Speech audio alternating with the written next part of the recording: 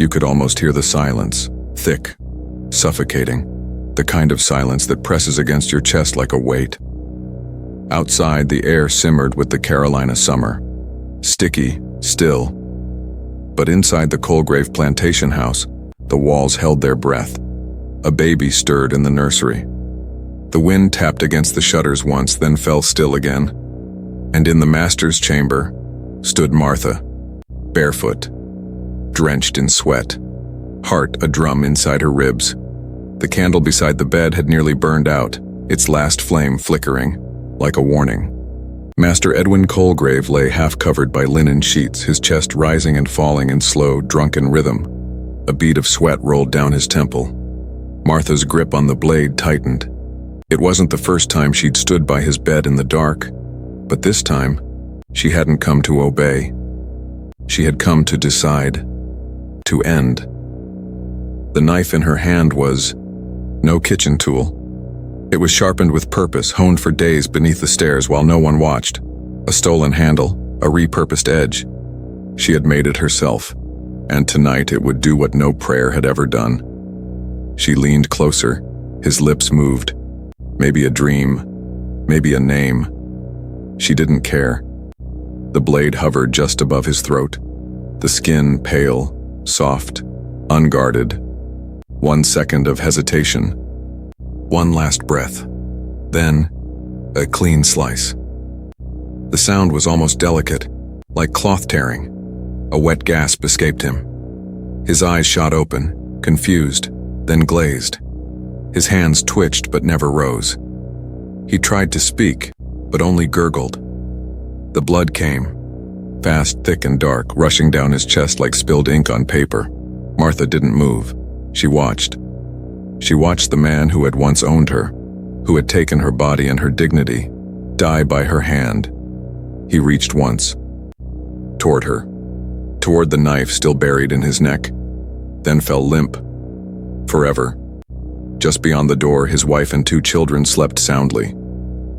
The baby let out a faint sigh and rolled over. Martha stepped back slowly, breathing hard. The blood had soaked the white linen, staining it crimson. It dripped onto the wooden floor in soft, rhythmic. Her bare feet left faint red prints as she turned toward the door. Imagine being there, watching a woman, enslaved and invisible, reclaim her voice in the most final way possible. Not with a scream, but with steel. She paused at the doorway, looked back once. The body on the bed didn't move. No alarms, no cries. Only the slow, creeping pool of justice inching its way across imported cotton sheets. Outside, the cicadas screamed. Inside, only the dead made noise. But why this night? Why now? What had Martha endured that drove her past fear, past consequences, into this terrible, perfect moment of vengeance? What happens to a soul after it chooses the blade? And how had no one seen her breaking all along? By day, the Colgrave plantation looked like a portrait painted for pride. The veranda stretched wide like open arms. Magnolia trees framed the front steps. White columns rose high, carved with delicate vines. Inside, polished wood floors shone, like mirrors, and velvet curtains swayed in the warm breeze. The master's daughter, Rebecca, often sat at the grand piano, letting soft waltzes drift through the halls like perfume. Sweet tobacco lingered in the parlor, mixing with the faint scent of lemon oil rubbed into the banisters each morning. To outsiders, it was a vision of grace, wealth draped in manners, cruelty disguised as civility. But behind that vision, just steps beyond the rose garden, was another world. The slave quarters. There, time moved differently. Wood cracked beneath calloused feet. Mud stuck to the hems of skirts. The air was thick with smoke, flies, and sweat. Shouts echoed from the fields before dawn. The scent of mildew mixed with the coppery sting of dried blood. Children coughed through the night. Mothers nursed bruises as they stirred pots over smoldering fires. No silks, no piano, just bare skin and back-breaking labor. And in the middle of it all was Martha.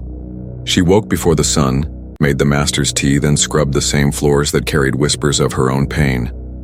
She moved with practiced silence, fast enough to not draw scorn, but never too fast to appear eager. Her eyes stayed low, but nothing escaped her gaze. She could smell the rot beneath the wallpaper, the molding bread served to other slaves, while the master's family dined on roast duck. She noticed the difference between how the mistress clutched her pearls during storms and how she clutched her children during whippings. Imagine living like that, watching luxury pass through your fingers while your stomach twisted from hunger. Imagine cooking meals you were never allowed to taste, changing bed sheets stained with your own blood and being told to be grateful.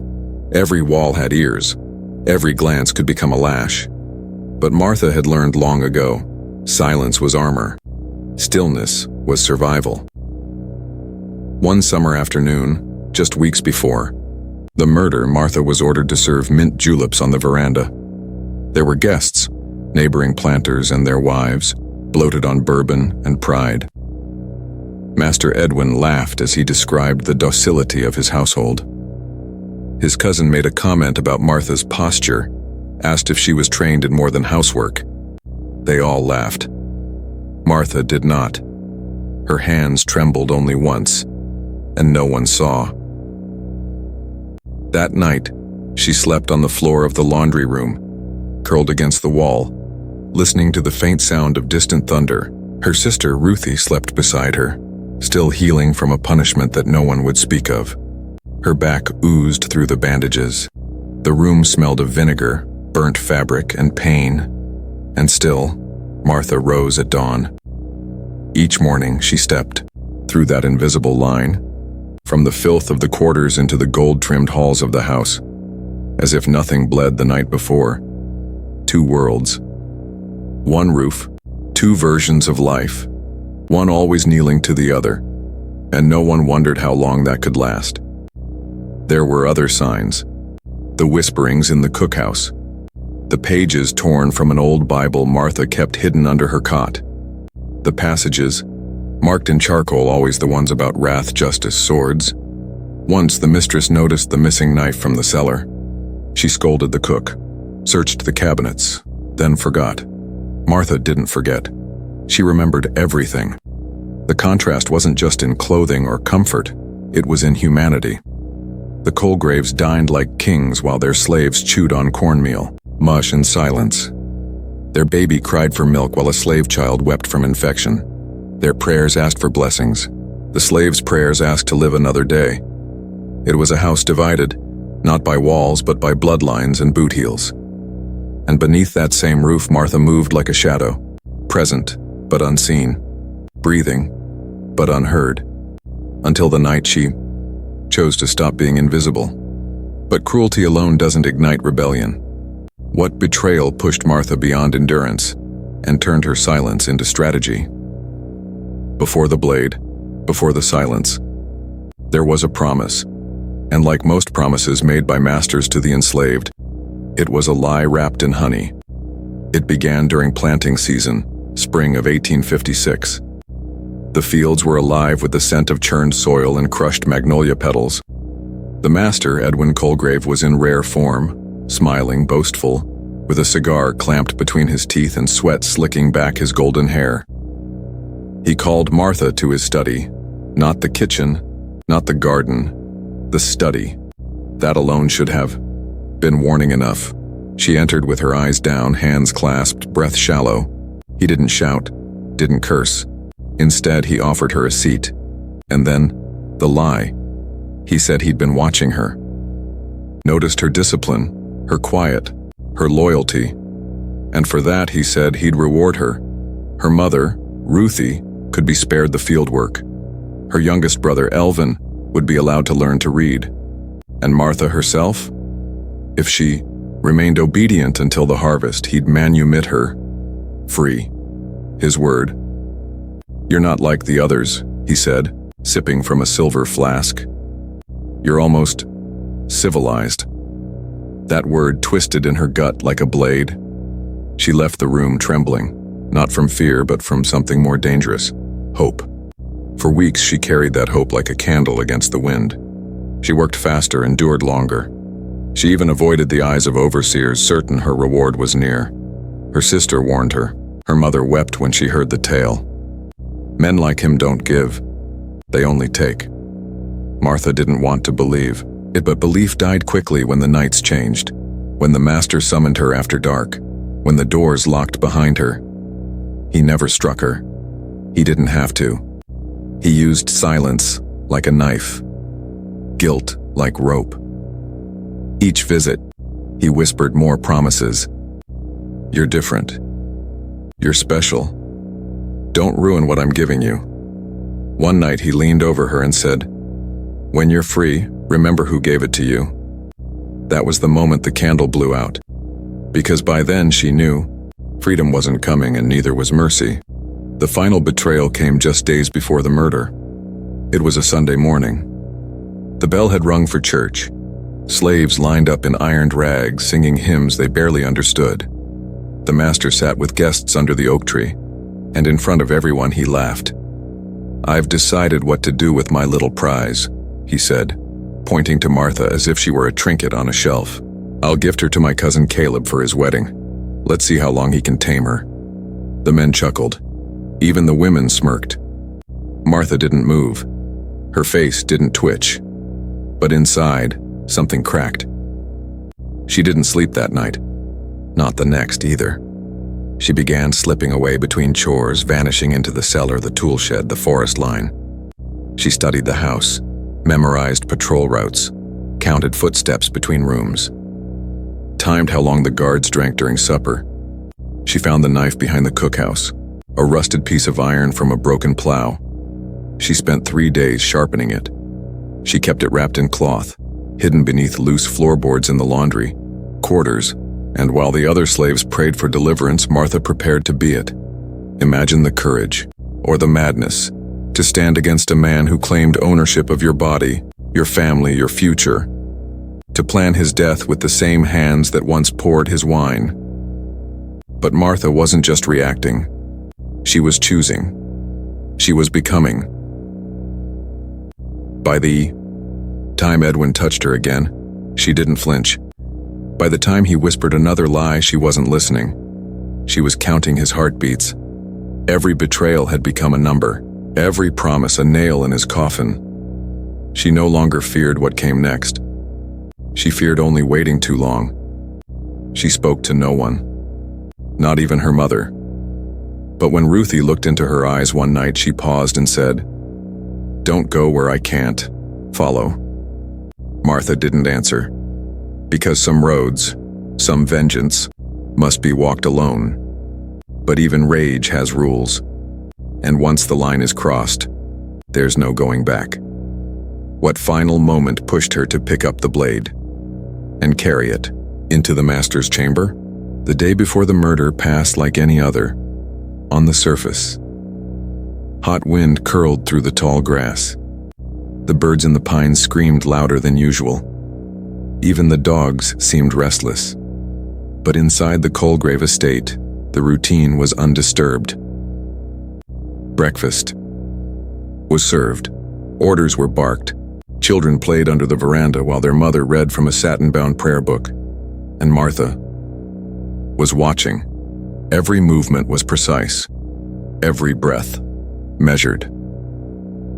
She swept the dining room slowly, noting the missing boards near the hearth. She refilled tea without blinking as the mistress gossiped about a neighbor's daughter. She folded sheets with such perfect symmetry, you'd think her mind wasn't racing. But it was. She was thinking about the key that hung from the hook near the master's coat, the one that opened the drawer beside his bed, the one where he kept his flask, his coins, and sometimes his whip. She was thinking about the floorboards, the ones that creaked and the ones that didn't.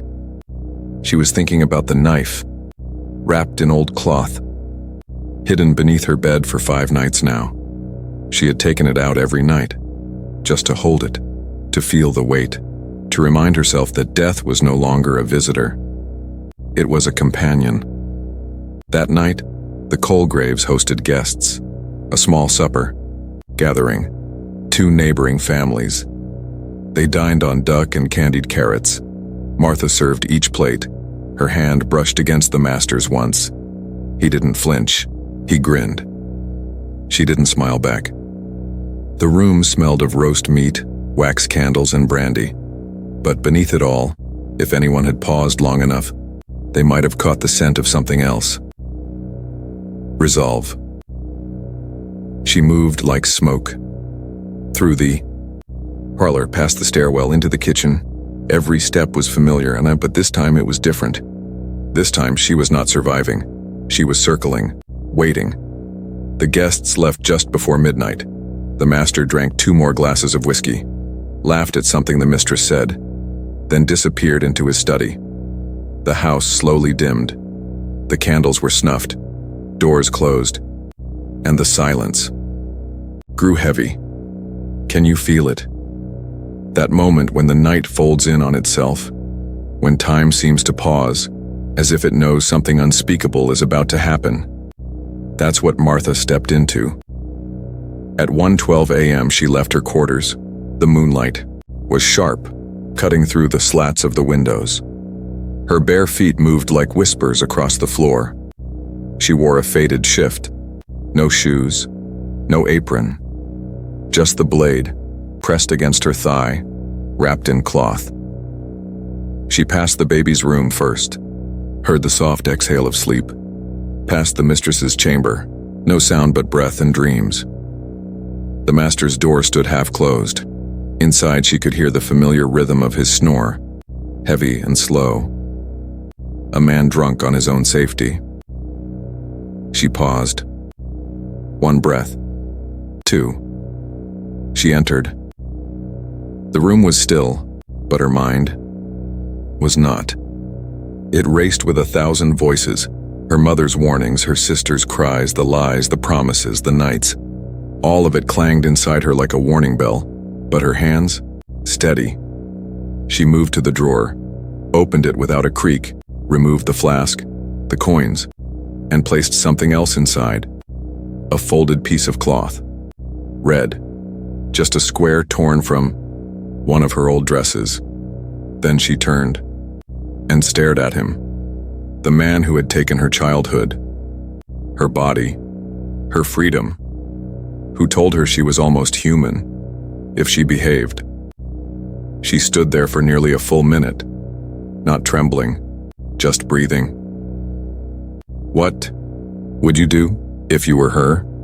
If every path led back to pain? If the only future left was vengeance? The blade slipped into her hand like it had always belonged there. She took 1 step forward. The floor didn't creak. Outside, a dog barked once, far off. Inside, the house held its breath, and in the next moment, with no God watching, Martha would rewrite the ending to her story. But how do you kill a man and make sure he never returns, not even in memory? He didn't wake up. Not when the door creaked open. Not when she crossed the room. Not even when she raised the blade. The candle at the bedside had burned low, a halo of wax pooling at the base, flickering shadows across the master's sleeping face.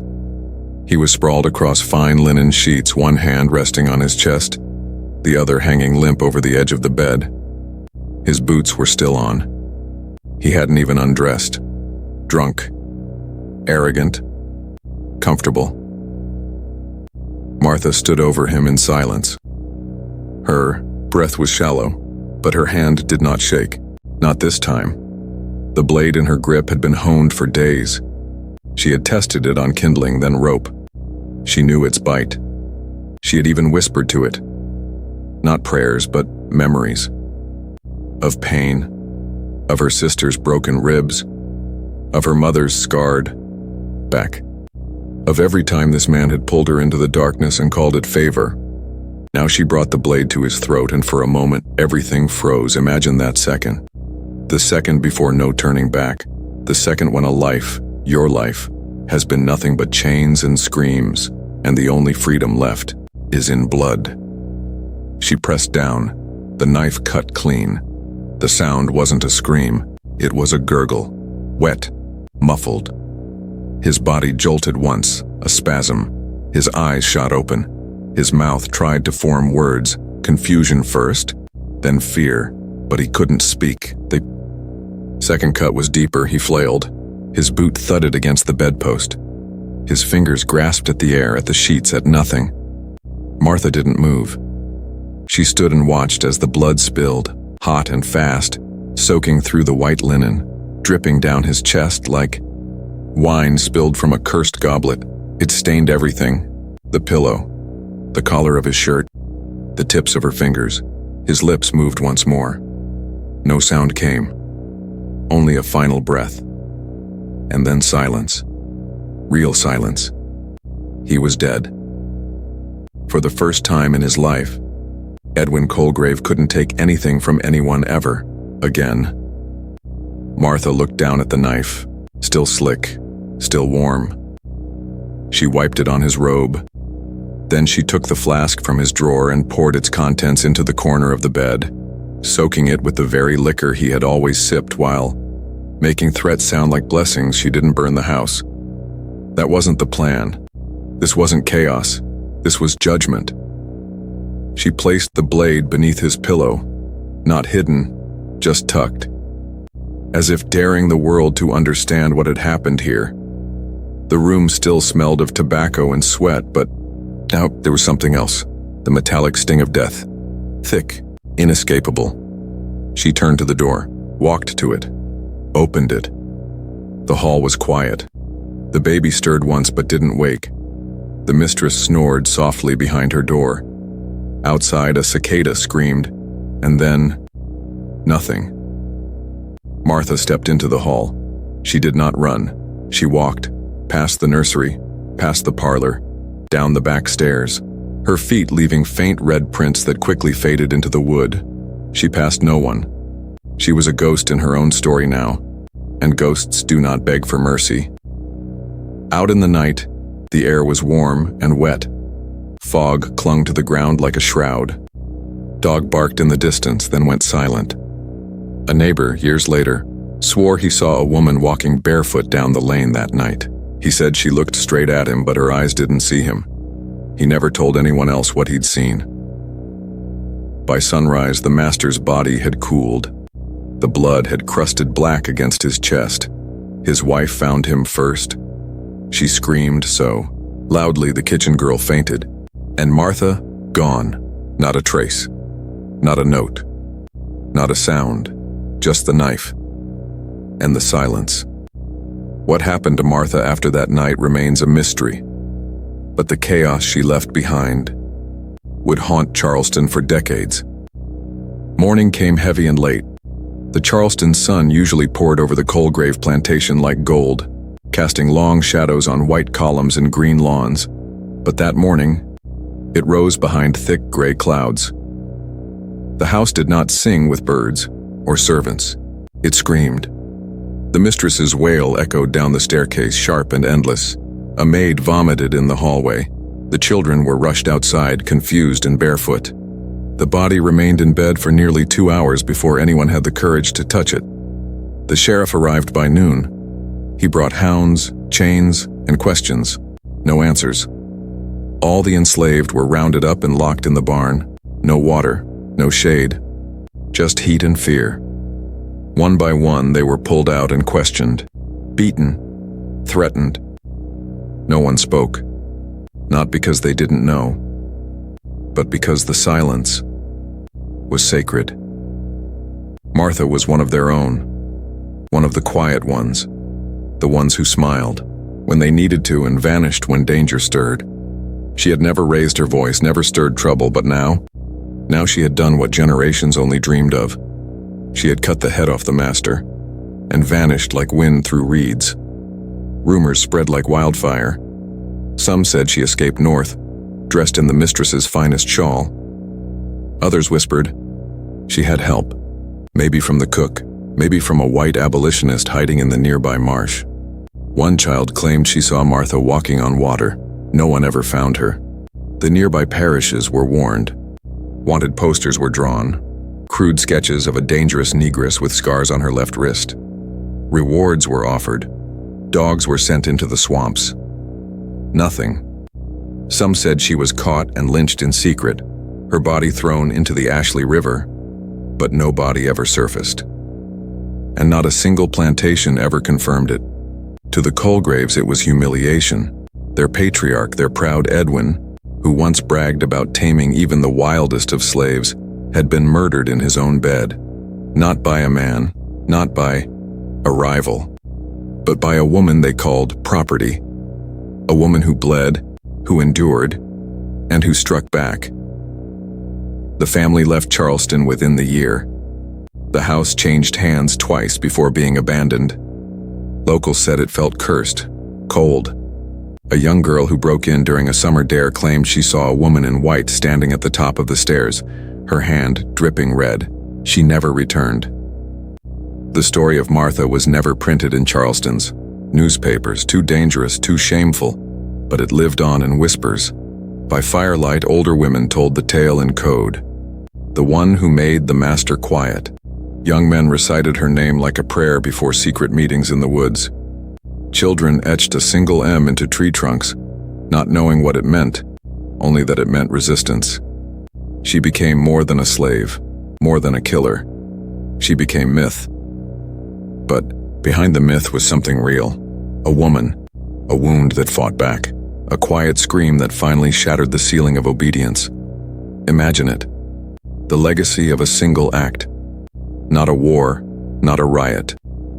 Just one knife, one night, one woman who had nothing left to lose, and everything to avenge. And yet, Martha was never celebrated because her story was dangerous, because it didn't fit the narrative of the loyal, submissive house servant, because it asked too many questions. What if others followed? What if they too stopped waiting for justice and started becoming it? That fear echoed across plantations for years. Mistresses triple-locked their doors. Masters changed sleeping arrangements. Some even began carrying pistols under their pillows, all because of Martha. She didn't start a revolution, but she sparked a tremor, and tremors shake foundations. To this day, historians debate whether she existed at all, or if she was a blend of multiple stories passed down through generations of Southern black families. But the details, the scar on the wrist, the knife beneath the pillow, the baby sleeping just feet away, they appear again and again in oral histories, which means someone remembered. Maybe the truth is this: Martha's story didn't survive because it was pretty. It survived because it was powerful, because it dared to show what happens when the oppressed stop begging for freedom and take it. Stories like this must never be forgotten. And if you're still with us, there are many more waiting to be told. Stay tuned.